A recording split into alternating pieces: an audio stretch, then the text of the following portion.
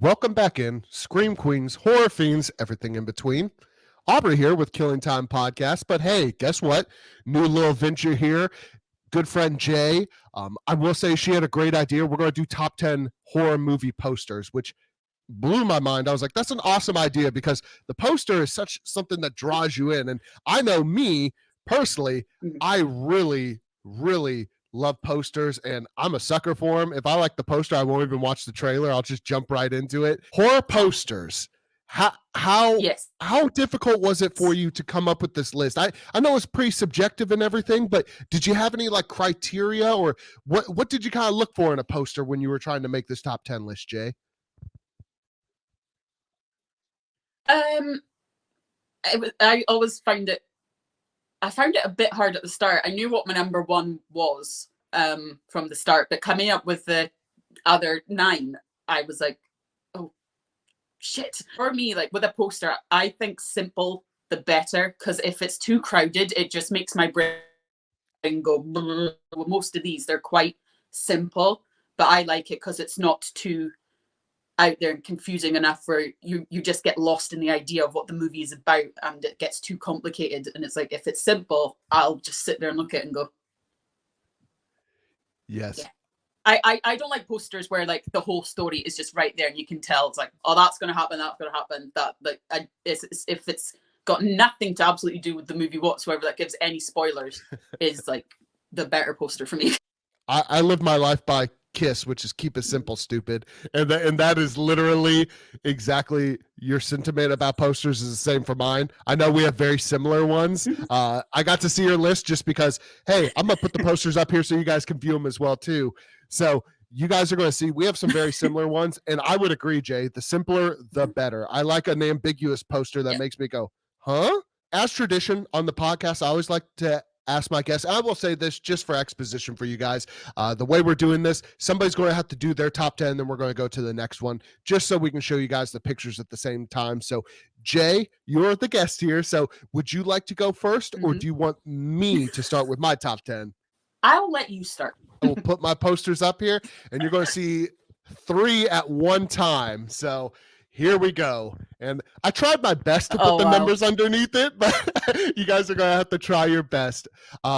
Number 10 for me, I'll just explain these ones and then I'll let you react, Jay. Number 10, a lot more has to do with the tagline than the poster itself. Number 1, the name of the movie is Texas Chainsaw Massacre. And it's like, well, now I have to see what's going on in Texas with this chainsaw. And then if that didn't sell me the title itself, just the fact that it says who will survive and what will be left of them. Please take my money. Jay, have you seen the original Texas Chainsaw, or what do you think of this poster? I binged all the Texas Chainsaws twice during lockdown because I saw them and then my sister wanted to see them. So I've seen all the originals. I've seen the up-to-date ones. I've seen all of them. I even have this poster on a t-shirt. Just the tagline alone and that. It's like when you hear a massacre, you go, oh, so bodies, and you hear a chainsaw, you're like, I think in your head you go, yeah, chainsaw. Vroom, vroom. What are we doing? New weapon, because I don't think before then chainsaw. Yeah, like I don't think before then horror chainsaws were used that often. To be fair, I think it was more of like knives and stuff. So there wasn't like a weapon of choice. So it's like something new brought into like a chainsaw massacre, and then in your head goes, what? Texas Chainsaw, this was the first time that I remember like power tools coming into effect, and now it's such a trope. You know, you even go to any haunted house or anything like that, they always have the chain of the chainsaw removed, and you know, this is the thing that kind of birthed it. And you're absolutely right. It's a very simple poster like we talked about, but it's very effective. You can hear that weapon coming before you see it, and that's terrifying in a sense too. Could you imagine being hiding around the corner and you just hear the vroom vroom vroom vroom vroom? Oh no. No. If I start hitting a chainsaw, I'm out. No, the cop. I don't blame you. Moving on to my number 9. Yeah. The movie itself is okay. I mean, it kind of leans a lot more into the torture porn, but it's Hostel Part 2. I don't know. It's just something. If you've seen the first Hostel, you know how brutal and like, oh my God, I mean, they're paying to torture people. That's the whole premise of the movie. And then, so you've seen the first one, you know how brutal it is. And then you get this real reserved one like this poster that you're like, what the hell? Why is she upside down? Like the terror on her face is palpable. You can totally see how terrified she is. And it's real simple. Have you seen The Hostels? Have you seen part 1, part 2, or anything, Jay? Me and my sister have like horror nights, so we have that on our list. We've just not been able to watch them yet because my sister now lives in Edinburgh, so trying to have horror film time is quite difficult. Even when like you flash these up first, I looked at my immediate eye was to that poster, and I just thought like the same as you, like, why is she upside down? Like, and I was turning my head going trying to see her face, and I was like, what is going on? And like even that is just enough to draw me and being like, why is she upside down? And what is this film about? And how awful is it? Well, it's a pretty decent film, but I always preface by saying it is, the Hostel series is much more like kind of the torture porn, like a lot of like tearing apart bodies and stuff. I mean, pretty much the premise is Americans go backpacking in the UK. They start going off the beaten path, and they pretty much get kidnapped and sold into torture. But the second one has much more of a story than the first one. So check it out. See if you like it. I mean, unless you're not into extreme violence, you know, like the back end Saw movies and stuff, don't watch it. But I really enjoy this movie. In fact, the first 2 Hostels are super dope to me. So I would check those out. I think you and your sister would enjoy them if you guys are having horror nights. No, we've seen all the Saws, so we're quite used to violence. So we're not opposed to it. To be honest, the first Hostel turned me into a giant xenophobe. I haven't left the U.S. since it came out because I'm like, no thanks. Because I know one of your movies that you have on here has a very similar, story to it, and I love that movie very much. My number 8 actually is a pretty ominous one, and I love this movie. I will say this one is a little bit of lip service for me. I live in Columbia, Missouri, which is like in the middle of America. It's a college town, so like nobody ever comes here besides college kids. But this movie was actually filmed here, and it's called You're Next, and it is an awesome slasher survival movie that not a lot of people know about. I think it came out in 2011, 2012, somewhere in there. But it's so good. It's so funny. If you have a dark, twisted sense of humor, that's very much where it goes. A little bit funnier than Scream and a little more brutal. Intruders come and they wear these creepy masks of all different animals. Like that guy's a wolf, one guy's like a bunny. The masks alone make me like, I hate that. It's almost like is like the pig, like every type of pig man thing, like where they have the head of a pig. I don't know why. It just gives me the. I don't know what it is. I think anytime there's a mask anytime there's a mask that's super simple, and I feel like I could go get it at my local store and put it on, it's always that much more scary. Like Scream. One of the best things about Ghostface is like anybody has access to that mask. That's what makes it so terrifying that anyone can get it. Yes. Yeah. Because then you never know who it is or anything like that. Here are my next 3 for you. I don't want to spoil anything, but I think you've seen one of these posters before. I have The Exorcist at number 7. It is just it's just a gorgeous shot. I love the color tones on it. I love the green atmosphere. Purple's my favorite color, so I love like the muted purple at the bottom. And it's just so ominous. We all know what an exorcist is now. I mean, it's kind of like the chainsaw thing that we were talking about. It's used so much that everyone knows it. But at the time, exorcist, what's that? And it's creepy, it's ominous, it's everything I want in a horror poster, and the poster's almost as scary as the movie, and I mean that with no disrespect at all. Again, I have this on a t-shirt. I'm the same as you. The purple for me in the lettering stands out to me because purple is one of my favorite colors, so I'm naturally drawn to it. Almost looks alien like with the green light just shining on this one guy. But then also that's what helps gives it the tone of this is something supernatural, and it's not your classic bloody gutty horror. This is something new. This is something people probably will have never seen before, and that is enough to draw you in to be like, what is that light shining on him? What is it? And people are going to go watch it and then be like, I'm never watching this again because people get scared. If you've never seen The Exorcist, you better pray it's about aliens because it's a lot worse. It gets a lot worse. That movie is awesome. I never thought of it being almost alien-like, but it definitely is. It looks like he could be sucked up in that tractor beam in any second. Number 6 for me is just a really fun one. Creepshow's awesome, and I just love the ticket booth idea and like the dead guy giving you a ticket. This one's a little lip service for me because I'm a huge fan of the series, so not much to talk about this one. This is kind of a personal pick. I don't think I've actually seen Creepshow, but just by the looks of this poster, I would watch that alone just because the skeleton there. Cool thing about Creepshow, I'll let you write in. He's called The Creeper, so it's an anthology, kind of like Trick or Treat. There's a bunch of different stories in it. So he's your Sam from Trick or Treat. He kind of takes you through the stories. All the Creepshow stuff's awesome. There's 1, 2, and then there's a brand new like TV series that's out. That's really good too. So watch Creepshow. And in fact, Stephen King wrote a lot of the short story. Just by you saying Stephen King wrote some of them and who's directed them, and there's a lot of comedy ups in it. Now I'm like, yes. If you're a King fan, Stephen King actually is a main character in one of the segments, and it's hilarious. It's so good. He's an actor, and he plays this like country bumpkin who finds this meteor from outer space and touches it, and then like, I don't want to ruin too much, but it's so much fun. Number 5 is not fun at all. It's a pretty daunting. The movie's okay. It's done by Ty West, so the guy who did like X and Pearl. This is one of his first movies called House of the Devil. It's a cool, reserved like movie, so check it out if you haven't seen it. But the poster is phenomenal. This is like I didn't know who directed it. I didn't know what this movie was about, but as soon as I saw this poster, I think the first time I ever saw it was like on Netflix, like in the little square. I was like, immediately I'm watching this because that looks awesome. The poster, I was just gonna say, simple, like just enough to enjoy, like even to just get someone to go right up close and go, what is it, and just like look at it like that. Like that's what I love. Like nothing given away, no hint of any storyline, nothing, and it just makes you go, I'm going to go and watch this. And if you look at The Exorcist and Creepshow, they have such like iconic like lettering, but I love like the typography here where it's like so crazy and twisted and manipulated. It looks awesome. My next 3, and I know you've seen a couple of these as well too, and there's a reason they're going to be in our list because they are epic. I'll be honest, Halloween easily could have been my number 1. It's literally sitting over my shoulder there. It's my favorite horror movie of all time. Yeah, I'll be honest, I probably put it forward just so people wouldn't say I was being too biased. It's a super iconic poster.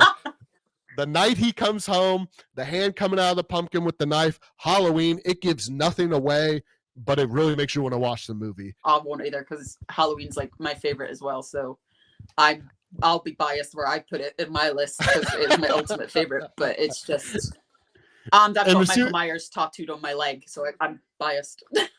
You and me both. I got a tattoo of Mr. Michael Myers as well too, and he looks at me every day, and it makes me get through the world. Halloween's always like the pumpkin spice of horror movies, and I'm okay being that basic bitch. Number 3 for me is one of the most underrated like horror movies of all time, the original Candyman. And just looking at this, you're like, Candyman, who's in the eye? What the hell's going on? Why is there a bee crawling around on this person's eyeball? It's very like off-putting in like an eerie sense, but like it draws you in, like you want to watch it. Just like the movie is. Candyman's eerie as hell, but he's just going to draw you in. It's so iconic. I love the red eye. I love that the iris is like his outline, and everything about this poster is phenomenal. I will say this one's on my list as well. I won't tell them where. This one is in my list because I've seen bits of it. I've never properly seen it, but my boyfriend told me this funny story about him watching this, and I had to like put it in there just for that fact. So I'll save this story for when I go through mine. The bold red and the outline of him in the eye, that it's like, because people always, what happens, like they say when someone dies, you can see the reflection of what they last saw. And like that's what I like about the poster, is almost like, it's like that type of thing that I love about that poster.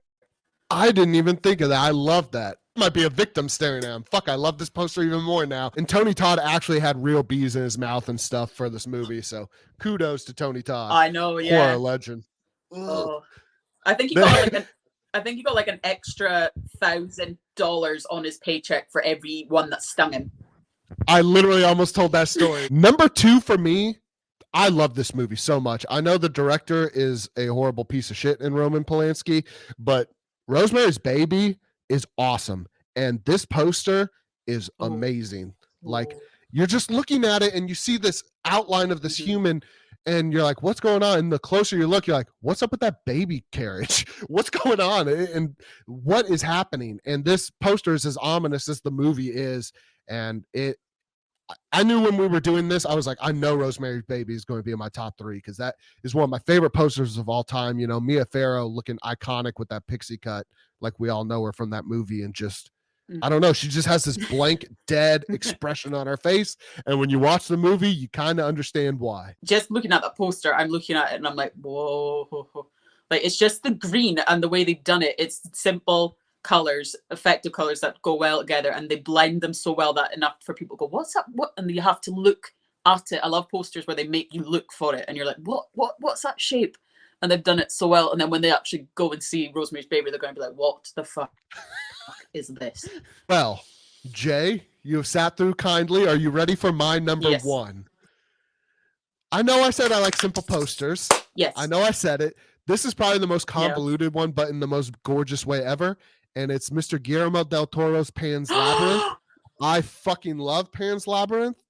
And as soon as I saw this poster and like just the fact that it's called Labyrinth, you know, it has that in the title, it looked like a dark, like Alice in Wonderland, which I am so here for. And the movie kind of is that way. And the movie's actually better than I ever thought it would be. And it's like dark, twisted fantasy in the best way possible that really Del Toro knows how to do. So number one, as soon as I put all these posters side to side, my eye kept going to this one. So I was like, number one for me is going to be Pan's Labyrinth. So I absolutely love that poster. As soon as I saw it, my heart just like went, like it just, I love that movie so much. It was like my first ever Guillermo del Toro movie. And then after that, I was just hooked and I watched all his stuff. Like you said, it's like a dark, creepy Alice in Wonderland where you don't know what's going to happen next. You meet all these different characters, and even just the how they made it in like all the prosthetics and things. It's well worth a watch. It's like an outstanding movie. And the craziest thing about the film too is like, what's the most terrifying thing, you know, the Pale Man or like the genocide and the war and all that stuff? Like, it almost does a great job of playing the parallels of like the monsters in humanity and then the monsters in the imagination, like the aforementioned Pale Man. If you know, you know. So definitely, that is my top 10. Jay, I tried to fill your shoes. I tried my best. Are you ready to get into your top 10? Yes. Oh God. Right. I love number 10. That's the movie I was talking about earlier. That I was like, it kind of made me a xenophobe too. Number 10 is obviously American Werewolf in London. I kind of put this on this list just because I have a very irrational fear of werewolves. I know they're not real, but I'm terrified of them. I don't like watching werewolf movies. But my sister put this one and went, we have to watch it. It's a classic. And I was like, right, okay. And I mainly put it on here because their werewolf transformation scene with the bones cracking and you actually seeing the hands grow, comparing it to the Harry Potter transformation of the werewolf, it's crap compared to this. And the simplicity of the poster, you don't know which one of those guys is the werewolf, or are they even a werewolf at all? And you just see the moon in the back and you just can know nothing. I was about to say that same thing. It's like, I love that it's like these two guys with like dread, terror, confusion, and a full moon in the background, and it says werewolf. It's just scary. It is a very simple yet super effective poster. I love that pick for number 9. I think that was my first experience of Dracula. I'd read the novel, and then that had come out, so I was like, oh, I'll put the novel to the film. And it was one of the first kind of ways where I saw horror in a romantic sense. So it kind of merged like one thing that I loved, which was like horror and dark and monsters. And one thing that I don't really watch was like romantic movies. And it kind of mixed the two of them for me perfectly. And to be fair, Gary Oldman looks top notch as Dracula. The lettering, that just sounds like it just draws you in Dracula. And then just seeing the two of them in the middle of this like gothic arch is just sets the tone for it being vampire, romantic, and dark. I believe this is the first film that really nailed like that gothic love story right on the head. Like sometimes they lean too lovey-dovey, like Twilight and stuff. I'm not judging nobody, but sometimes they lean there, and then sometimes they lean way too like grotesque. I think the beauty of like Dracula especially is like he can either kill you with his monster sense or he can kill you with his charm. Your number 8 we have seen before is an awesome poster. So Candyman is my number 8, mainly because my boyfriend is not a horror fan whatsoever, and then everyone always finds it weird how I love Harry Potter and horror, and he likes neither of those things. But I had to put this in because, as far as he's told me, this is the only film he's ever watched that has freaked him the fuck out, and he will never watch it again. I will say Candyman actually, now that I'm seeing it right next to it, has a lot of parallels to Dracula. That he's very like suave and, you know, dapper and everything, and can kind of draw you in, and he can be brutal as hell. So yeah, check that movie out.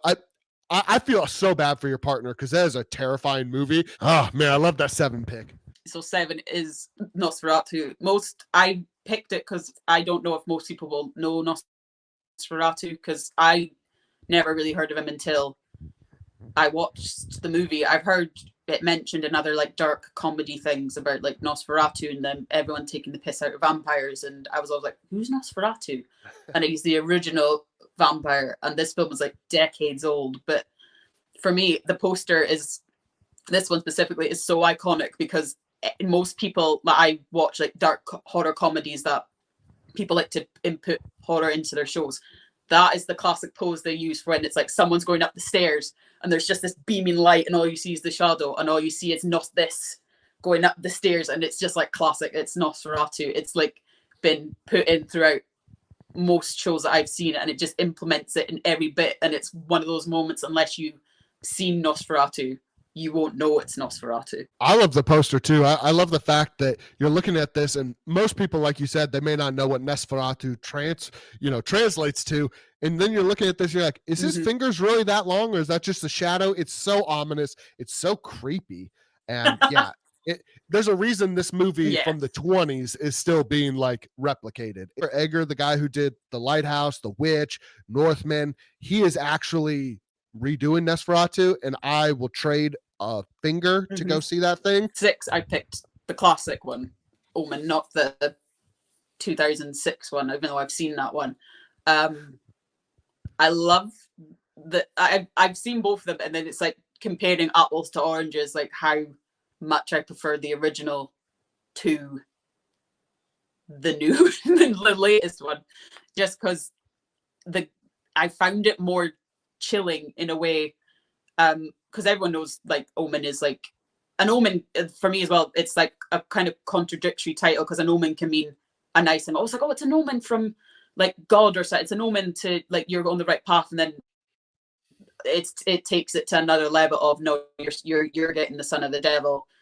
He wants terror on earth, and it's such a contradictory title that I love it that much. But the scene I always remember in this movie is when he knocks the babysitter down the stairs, and that scene will just always stick with me, and that's been redone throughout films as well. And I just love how these classic films keep getting put into newer stuff. The remake came out 666 June 6th of 06, and I agree with you. It was a little, it just didn't have the same, I don't know, it just didn't have the heart. I didn't care for the characters as much.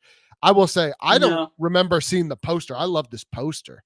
I'm looking at it right now. Of course I've seen the movie, but I don't know if I've ever seen the poster, but I love that. And the scene I think of the most that always trips me out and lives rent free in my head is the maid going, "This is all for you, Damien," and then jumping off the fucking building. Oh, I hate every second of that scene. You're welcome. Try to sleep now, Jay. That's it's not that it's going to be nighttime soon here in the UK anytime soon, is it? Yeah, it's a lovely noon here, so I got plenty of daylight. Oh, shut up. But number 5, I almost put this on my list because it's so iconic. Again, binge watched it in lockdown, then binge watched them all again with my sister. I love Friday the 13th. I think it's my favorite next to Halloween. It's the simplicity of the poster, but the fact that it's outlined to look like the person holding the knife, and then when you look closely and close to it, it's the camp, and you automatically in my head think, if I was looking at this for the first time, I'd go, so if the camp and all the things is set there and it's placed inside this body of a person, there's history to why the killer is there. I do love this because Zero. exactly like you said, like the art, the poster itself embodies the movie, because it's almost the first Friday the 13th, people, if you haven't seen it, it's very much adult Scooby-Doo, like who's doing it, who's the killer. Also the little detail of like the 13 being covered in blood from the blood dropping from the knife, chef's kiss. And then the title, like Friday the 13th, and like you said, the blood dripping on it, and then you think, right, so 13 has to be a significant number, and as we all know, 13 is a unlucky number, and everyone associates Friday the 13th with everything bad. I don't go out Friday the 13th ever, just in case Jason is around. I'm not doing that. These next three, I love these, and almost the way they all flow together. I love these. But number 4, what a pick. I didn't even think to put this on my list, but I love it. Talk about it. Will say that I actually heard of the American Psycho musical that was going on in London first, and I listened to the soundtrack, and I knew what American Psycho was about, and I listened to the soundtrack of that musical first, which sounds very, I don't know how to put it, but it sounds like a weird way to do it. And I was watching it, and all the words from the musical were matching up in and out of it, and I was like, I'm going to love this. And then half the stuff that I didn't know happened and is imprinted in my mind.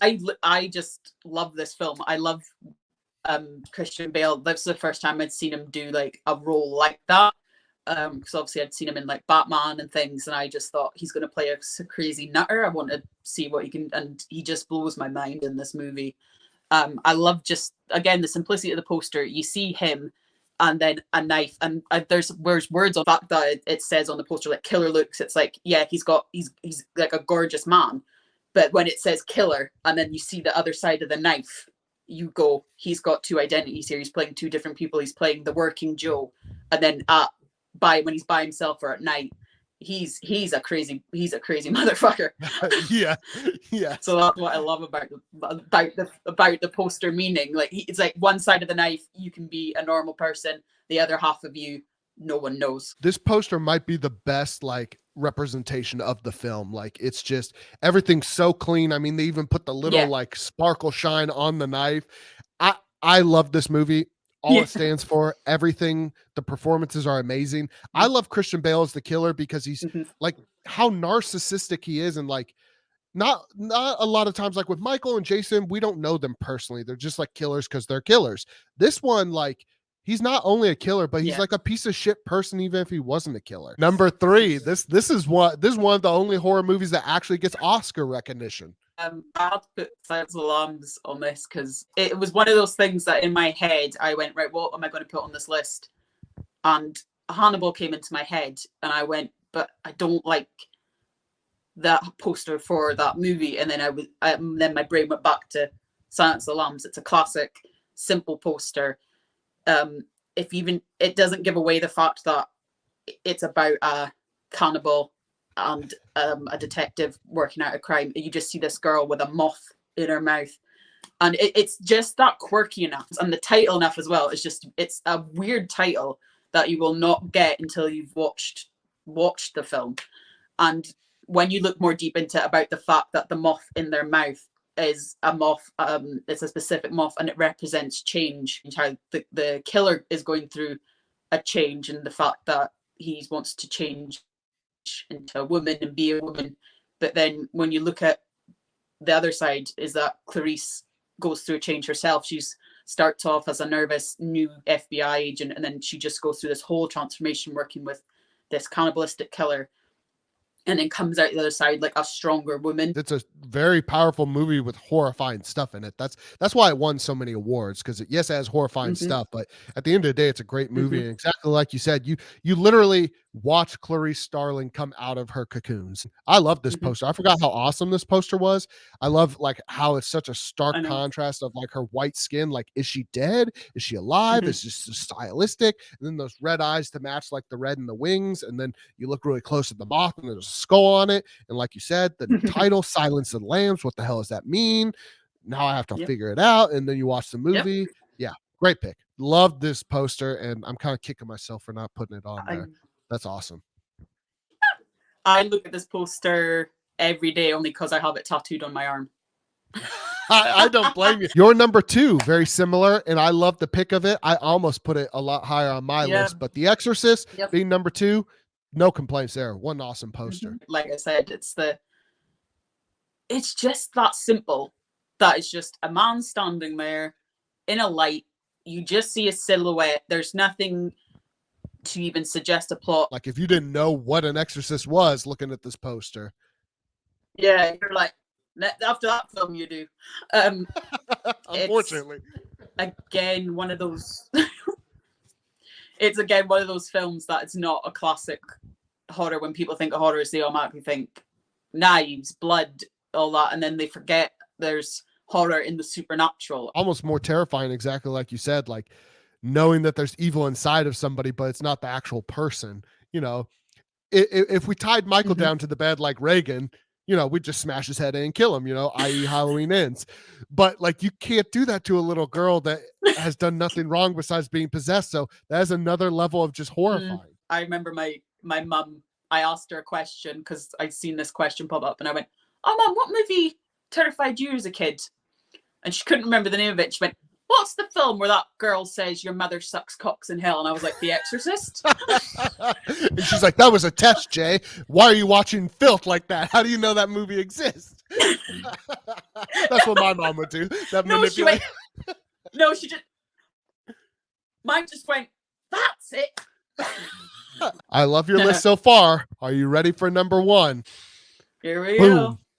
Boom. I love it. Talk about it. I talked about it briefly, but I know you want to talk about Halloween. It's a great poster. Halloween is like I said, my absolute favorite. I have Michael Myers tattooed on my leg, for the love of God.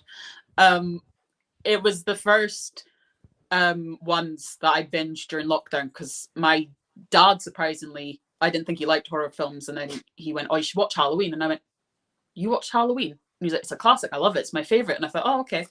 And from the first moment, I was hooked on it.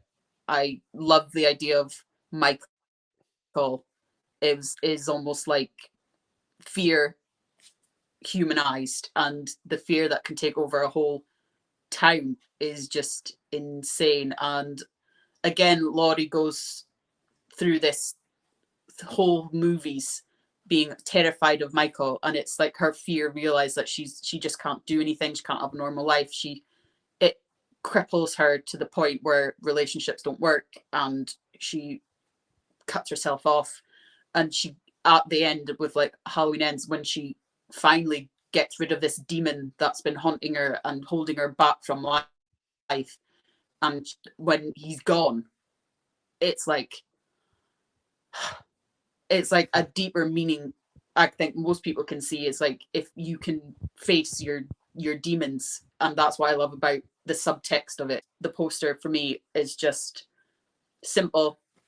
That the title Halloween is just enough to be like, okay, so you know when it's set, but the pumpkin looking evil, and then the knife almost being encompassed with the pumpkin, and you see the hand holding it, is enough to let you know this isn't a kiddie Halloween film. This is a Halloween film. It's going to change the way people see Halloween and associate Halloween, because every time you say something about Halloween, I think everyone in the back of their head goes, Michael Myers. I remember John Carpenter wanted to call the movie The Babysitter Murders, and then he was like, "Did anybody name a movie Halloween?" Yeah. They're like, "No." He's like, "Perfect." Like, and again, it's great, and it's so ominous. Like you said, the longer you look at it, it seems like there's not a lot going on, but the longer you look at it, the more you see. And just the fact, like you said, Halloween, everyone knows what Halloween is, and this says the night he came home to do what? You're assuming kill, but we don't know what's going on. And then you watch the movie, and it has spawned just such a tremendous universe that is the Halloween franchise. And my favorite types of Michael, I know there's been a lot of them, but like the original Halloweens, like you were talking about, or further on in the later ones that just came out, where he's literally the encompass of evil. There's no good. There's no human left in him. He is evil. And I love that you put it number 1. I should have put it number 1, but I talk about how much I love this movie so much that I just wanted to keep some burying for my audience here, because if I put it number 1, they'd all go, of course. This film is just, it's so iconic. It just sets, for me, it almost sets a bar for most horror films now, for in a way. I don't know how or why, but every time I just think of things, I always think it's not as good for me as Halloween. I That grade thing, everything on. yeah. And I will say, I Mhm. also do love this poster. I didn't even think about it before, but the original Halloween is so stripped back and so simple and so good, and so is the poster. It's like so simple. Mhm. I'm always going to turn out for Michael and Halloween. I've always loved it. It's my favorite franchise of all time. I think it is quintessential horror at its best. Yep. I love that you put that number one. And again, people, there's a reason it's in both of our top fives, and we had millions upon millions of posters to choose. Yep. Like, that speaks to its testament of how great it Oh, is. yeah. There's no excuses in Halloween. There's no budget. There's no anything. There's no big name actors or actresses at the time, which, sidebar, shout out, first time recording since it happened. Congratulations, Jamie Lee Curtis, on that Oscar. Scream queen for all of us. So congratulations. Woo! Yeah, exactly. When somebody can make a movie like this for less than $1 million just by putting in hard work and artistry, there's no excuse. Well, Jay, I appreciate you chopping it up with me. I know it's getting to spooky time there and it's dark and I get all this daylight so I can forget about all the stuff, but your list was awesome. I appreciate you taking time with me here. Always going to be a friend of the podcast for sure. So if you ever want to come on anything, I got a list of ideas. So, a mile long, we can always chop it up again. Thank you so much for having me on. It was great. I loved your list. I loved our conversation. It was a blast. Thank you. Thank you very much. Well, the last thing before I let my hostage go here is my cringy outro, and that is stay scary, people.